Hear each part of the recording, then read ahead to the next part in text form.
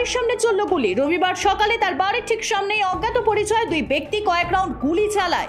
এই ঘটনাকে কেন্দ্র করে তীব্র চাঞ্চল্য ছড়িয়েছে এলাকায়। ইতিমধ্যেই গোটা এলাকা ঘিরে ফেলেছে পুলিশ। শুরু হয়েছে তদন্ত। মুম্বাইয়ের বান্দ্রায় গ্যালাক্সি অ্যাপার্টমেন্টে থাকেন সলমান। গুলি চলার পর থেকে গোটা এলাকা এখনো থমথম করছে। সিসিটিভি ফুটেজগুলি খতিয়ে দেখে অভিযুক্তদের ধরার চেষ্টা করছে পুলিশ।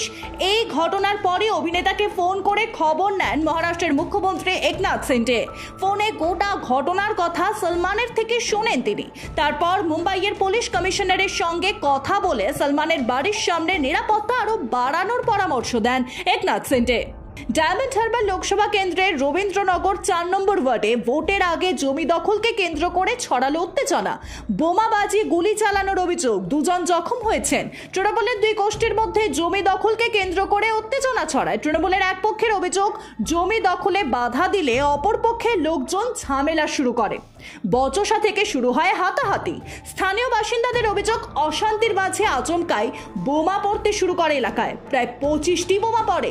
তার সঙ্গে শূন্যে 3 রাউন্ড গুলি চালানো হয়। বোমার স্প্লিন্টার ছিটকে গিয়ে লাগে এক শিশুর গায়ে। আরও এক ব্যক্তি জখম হয়। খবর পেয়ে ঘটনাস্থলে পৌঁছয় রবীন্দ্রনগর থানার পুলিশ। নামানো হয় র্যাফও।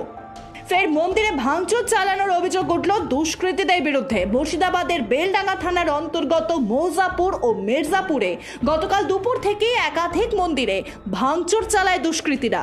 এমনকি স্থানীয়দের বাড়িতেও ভাঙচুর চালানো হয় বলে অভিযোগ। এলাকায় কার্যত ধ্বংসলীলা চালায় দুষ্কৃতীরা। এই ঘটনার জেরে বিদ্যুৎ সরবরাহ বিচ্ছিন্ন করে দেওয়া হয়। নিজের এক্স হ্যান্ডেলে এই ঘটনার একটি ভিডিও পোস্ট করেন বিরোধী দলনেতা শুভেন্দু অধিকারী। তিনি লেখেন, এই ঘটনায় দ্রুত পদক্ষেপ করার জন্য মুখ্য সচিব বিপি গোপালিকা, রাজ্য পুলিশের ডিজি সঞ্জয় মুখোপাধ্যায়, এডিজি মনোজ কুমার বর্মাকে অনুরোধ করছি। ওই এলাকায় দ্রুত শান্তি ফেরানোর জন্য জাতীয় নির্বাচন কমিশনের কাছে অনুরোধ করছি। 4 বছরের এক হিন্দু শিশু কন্যাকে ধর্ষণের অভিযোগ। ঘটনাটি ঘটেছে মহারাষ্ট্রের থানের মীরা রোডের রামদেব পার্কের কাছে। মোহাম্মদ দরাজ নামে 45 বছরের এক ব্যক্তির বিরুদ্ধে উঠেছে ধর্ষণের অভিযোগ। এই ঘটনার সামনে আসার পর মীরা বায়ন্দার এলাকাতে ব্যাপক ক্ষোভের সৃষ্টি হয়।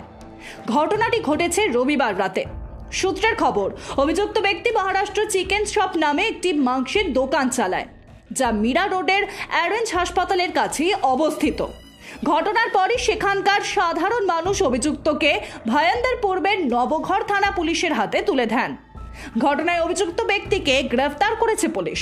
অভিযোগ গ্রেফতারের পর পুলিশ অভিযুক্তদের বিরুদ্ধে কোনো মামলা দায়ের করেনি। এরপরে ব্যাপক সংখ্যায় মানুষ এসে পুলিশ স্টেশন ঘিরে বিক্ষোভ দেখাতে থাকেন, যার জেরে উত্তেজনা সৃষ্টি হয় এলাকায়। পয়লা মার্চ বিস্ফোরণে কেঁপে উঠেছিল বেঙ্গালুরুর রামেশ্বরম ক্যাফে। এই ঘটনার মূল 2 পান্ডাকে গ্রেফতার করা হয়েছে দীঘা থেকে।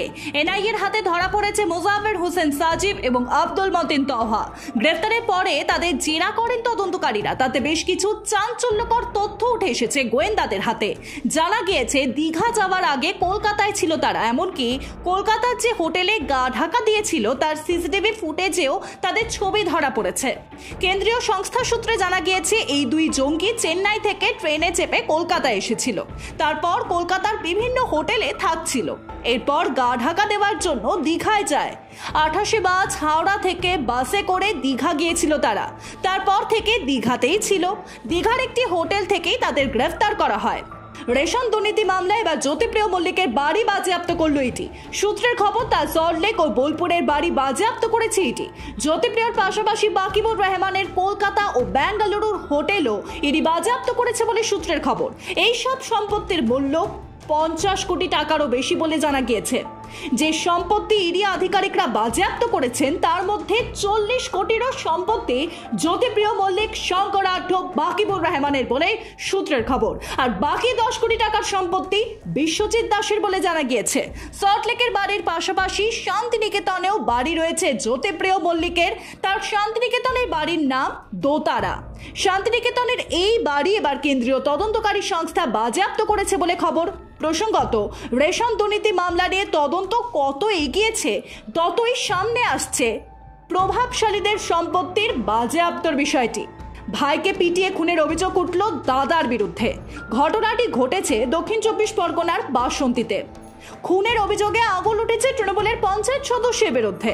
ঘটনার সূত্রে জানা যায়, এই ঘটনায় অভিযুক্ত মোট 4 জন। থানায় অভিযোগও দায়ের হয়েছে। ইতিমধ্যে 2 জনকে গ্রেফতার করা হলেও পলাতক তৃণমূলের পঞ্চায়েত সদস্য সহ 2 অভিযুক্ত। স্থানীয় ও পুলিশ সূত্রে খবর, পারিবারিক একটি জমিকে কেন্দ্র করে বেশ কয়েকদিন ধরেই হাড়ভাঙ্গি গ্রামের 2 পরিবারের মধ্যে গন্ডগোল চলছিল। রবিবার তা চরমে ওঠে। বরাহনগরের বাড়ি থেকে একই পরিবারের 3 জনের দেহ উদ্ধার। সূত্রের খবর জানায়, বরাহনগরের নিরঞ্জন সেন নগরের বাড়িতে ছেলে ও নাতির সঙ্গে থাকতেন শঙ্কর। স্থানীয় লোকজন পুলিশকে জানিয়েছে যে হালদার পরিবারের সদস্যদের সাধারণত এলাকায় দেখা যায়, তবে বৃহস্পতিবার থেকে তাদের বাড়ির বাইরে দেখাই যায়নি। রবিবার সকালে হালদার পরিবারের বাড়ি থেকে দুর্গন্ধে স্থানীয়রা পুলিশকে খবর দেয়। পুলিশ এসে দরজা খুলে 3 জনের রক্তাক্ত দেহ পড়ে থাকতে দেখে। দরজার ভিতর থেকে বন্ধ ছিল। বাইরে থেকে কারো সেখানে প্রবেশের সম্ভাবনা কম বলেই মনে করছে পুলিশ। দেহগুলিতে পচন ধরেছে।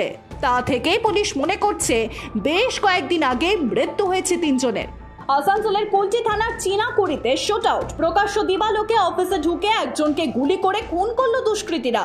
খবর পেয়ে ঘটনাস্থলেই পুলিশ। মৃতের নাম উমাশঙ্কর চৌহান। অফিসের কর্মীরা বলেন, এক দুষ্কৃতী এসে উমাশঙ্কর চৌহানকে পরপর কয়েক রাউন্ড গুলি করে খুন করে বলে অভিযোগ। এই ঘটনায় এলাকায় চাঞ্চল্য ছড়ালো। সোমবার ঘটনাটি ঘটেছে চিনাকুড়ি এলাকায়। জানা গিয়েছে, মৃত উমাশঙ্কর চৌহানের ম্যাক্রো ফাইন্যান্সের অফিস ছিল ওই এলাকায়। সেই অফিসের মালিক ছিলেন মৃত উমাশঙ্কর চৌহান। যদিও এই ঘটনায় একজনকে জিজ্ঞাসাবাদের জন্য আটক করেছে পুলিশ। খবর পেয়ে ঘটনাস্থলে আসানসোলের দুর্গাপুর পুলিশ কমিশনারেটের আধিকারিক এবং গোয়েন্দা বিভাগ পৌঁছয়। পাশাপাশি বাংলা ঝাড়খণ্ড সীমান্ত এলাকায় গুলিতে তল্লাশি চালানো হয়েছে। তবে খবর পেয়ে ঘটনাস্থলেই পৌঁছয় কোল্টের বেজাবের বিধায়ক ডক্টর অজয় পোদ্দার। ফের রাজ্যে প্রশ্নে নারী নিরাপত্তা। নদিয়ার তেহট্টে নাবালিকাকে গণধর্ষণের অভিযোগ। আর এই ঘটনায় 3 জনকে গ্রেফতার করা হয়েছে।